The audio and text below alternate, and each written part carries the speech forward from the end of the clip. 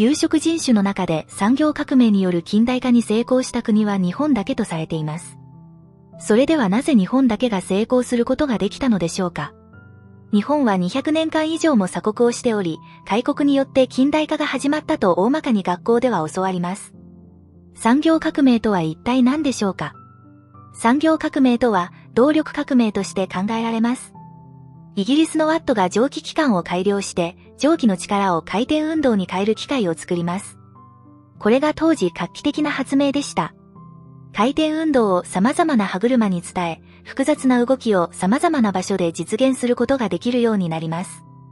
では、それまでの機械とはどうなっていたのでしょうか。それは人や牛が軸を回したり、機織り機のように足で踏みながら回転運動を得るようなものでしたが、これが蒸気の力、つまり火を燃やし続ければ、人の力の何倍もの出力を得ることができます。これによって何が実現されるかといえば、製品の大量生産です。それまでは家内製手工業といい、その字の通り人が手で物を作っていましたが、これからは機械が大量に同じものを作っていく時代に突入します。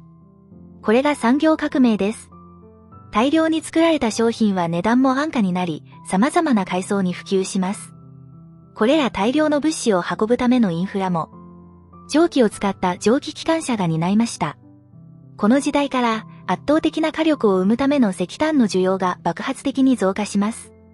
さて、それではなぜ日本は産業革命に成功したのでしょうか。日本はこれらの機械を見よう見まねで作る技術がすでにありました。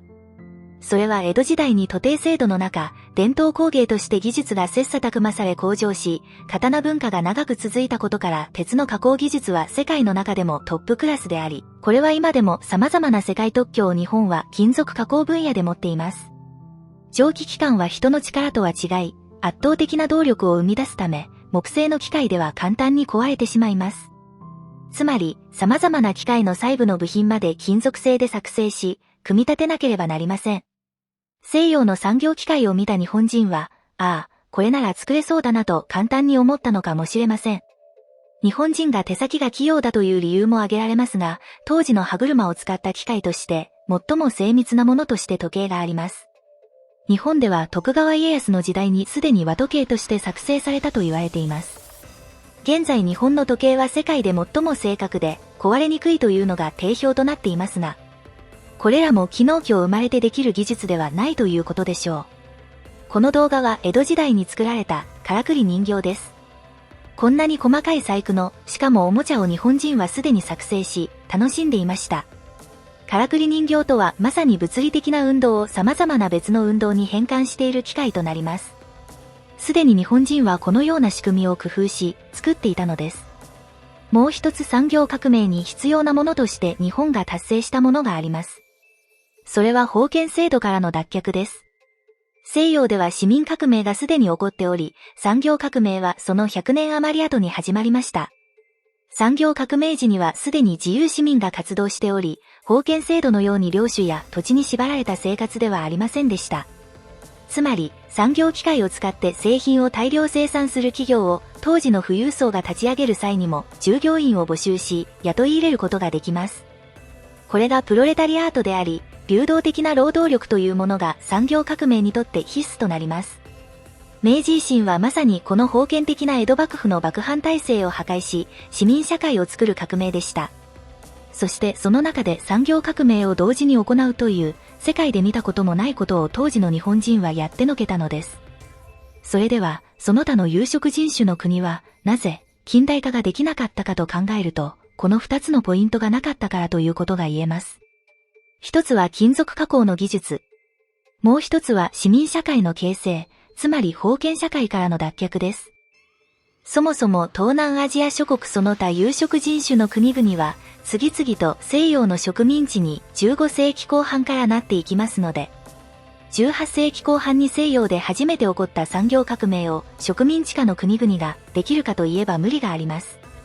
それでは例えば隣国の中国や朝鮮半島を見た場合どうでしょうか。中国にも刀文化があり、鉄器を使う歴史は長くあります。しかし、封建制からの脱却をすることができませんでした。朝鮮半島はどうかといえば、朝鮮には針や車輪を作る技術がなく、それらは中国から輸入していました。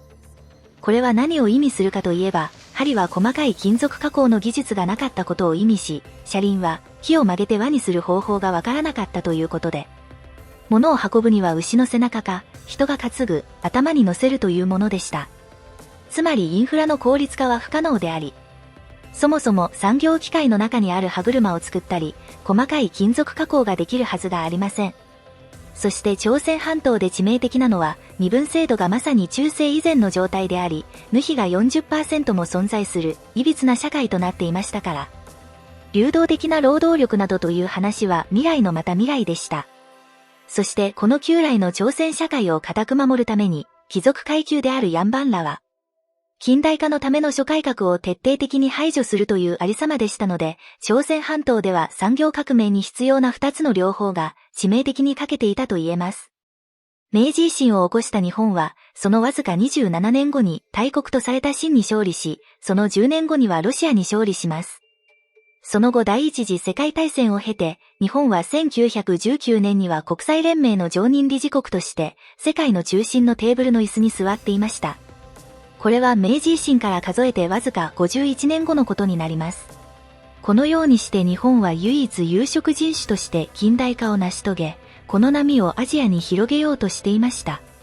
孫文による辛亥革命は、まさに日本が支援して実現したものであり、中華民国を建国した孫文は、日本の明治維新は中国革命の原因であり、中国革命は実は維新の結果であると発言しています。孫文は日本亡命時代に孫中山を名乗り、日本の近代化を学んだ人物でした。朝鮮半島には金玉均という人物がいましたが、朝鮮での革命は失敗に終わり、金玉均は日本に亡命します。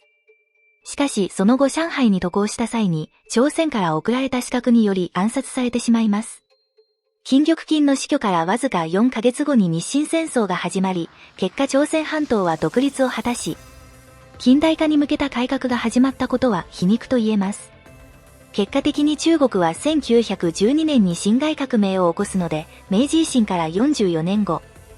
日韓併合は1910年ですから、明治維新から42年後に近代化のスタートを切ることになります。実際のところ、アジア諸国が戦後結果的に独立を果たしていく中においては、いずれにせよ近代化というプロセスが必要となりますが、有色人種として唯一、日本だけが実現したということだけを見ても、アジアの近代化は日本の明治維新から派生したということは明らかであり、この点について中国や朝鮮半島、そして日本も例外なく、